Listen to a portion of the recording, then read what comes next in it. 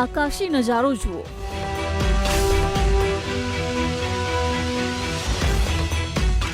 જ્યાં જુઓ ત્યાં પાણી જ પાણી જોવા મળી રહ્યું છે. આ કોઈ કુદરતી સૌંદર્યનો નજારો નથી, પરંતુ ખેડૂતોની બરબાદીનો નજારો છે. આ દ્રશ્યો કોઈ તળાવ કે બેટના નથી, પરંતુ અમદાવાદના સાણંદ તાલુકાના ચાચરવાડી વાસણા ગામના છે, જ્યાં હજારો વીઘા જમીન વર્ષોથી આ રીતે પાણીમાં ડૂબ છે. તે પછી શિયાળો હોય, ઉનાળો હોય કે ચોમાસું. એવું કહી શકાય કે ચાચરવાડી વાસણા ગામના ખેડૂતો અહીં અનેક વર્ષોથી ખેતી જ કરી શક્યા નથી.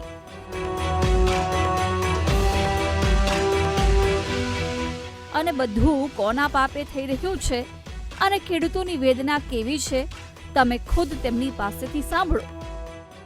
સાહેબ, આ અમારા ખેડૂતોને 2006 થી અત્યાર સુધી નુકસાન પડ્યું છે, એટલે હદ વગરનું પડ્યું છે.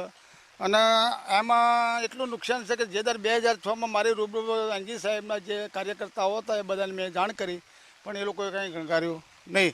જ્યારે લીલાપર રોડ ગયો એ વખતે આ નાળું નાખવાય, મારા ખેતરમાં ડૂબાણ તો નાળું નાખ્યું, પણ એમના ઇન્ડસ્ટ્રી જે જગ્યા આવી એમને એની અંદર એમને નાણાં મૂક્યા છે, કેનાલો મેલી છે, છતાં આ ભરંડો બનાવ્યો અને પાણીનો ભરાવો રહેશે અને અમારા ખેડૂતોને બધા નુકસાન પહોંચે 2006. હવે એ મોટા માણસ અમે પહોંચી ના હોઈએ, અમારી ગરીબી સ્થિતિ. હવે આવા કારણે અમે કેટલાક આગળ જઈએ, એક વખત તો અમે સાબરમતીમાં ગયા, પણ તોય કશું ગણકાર્યું.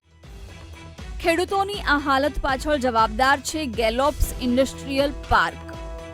આ કંપનીના ગેટ સુધી હાલ પાણી ભરાયેલા છે અને ખેડૂતોની બરબાદીનું કારણ પણ આ જ કંપની છે, જેને કુદરતી વહેણ બંધ કરી દીધું છે અને પાણી નિકાલની જગ્યા પર દિવાલ બનાવી દીધી છે, જેના કારણે વરસાદી પાણીનો નિકાલ થઈ શકતો નથી.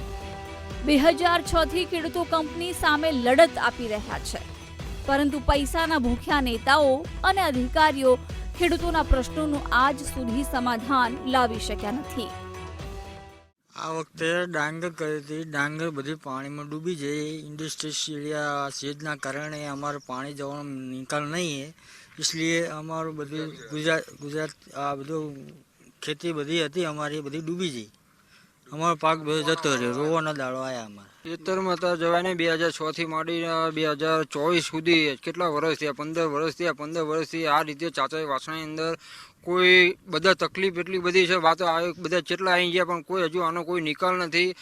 ઉપરથી ઓર્ડર આવ્યા છે, પણ આગળ એટલી બધા પેલા છે પબ્લિક, પણ કોઈ અમારું સાંભળવા તૈયાર નથી. અત્યારે ગામ આખું સાણંદ મામલતદાર કચેરીમાં જઈ અને ધારણ ઉપર બેઠું છે. હવે શી ખબર શું નિકાલ આવે, હવે અમને કોઈ હજુ ખબર નહીં. સવાલ અહીં એ થાય છે કે ગેલોપ્સ ઇન્ડસ્ટ્રીયલ પાર્ક પર કોના ચાર હાથ છે? પાણીનું કુદરતી વહેણ કંપનીએ કેમ બંધ કર્યું? કોર્ટના આદેશ પછી પણ અધિકારીઓ કેમ નથી સાંભળતા? ખેડૂતોની માઠી દશા માટે જવાબદાર કોણ? સવાલો અનેક છે, પરંતુ તેનો જવાબ આપનારા બહેરા તંત્રમાં કોઈ નથી, જેના કારણે ખેડૂતો હવે હિજરત કરવાની તૈયારી કરી રહ્યા છે. કેમેરામેન પ્રવીણ વાઘેલા સાથે દીપક સોલંકી, વીટીવી ન્યૂઝ, સાણંદ.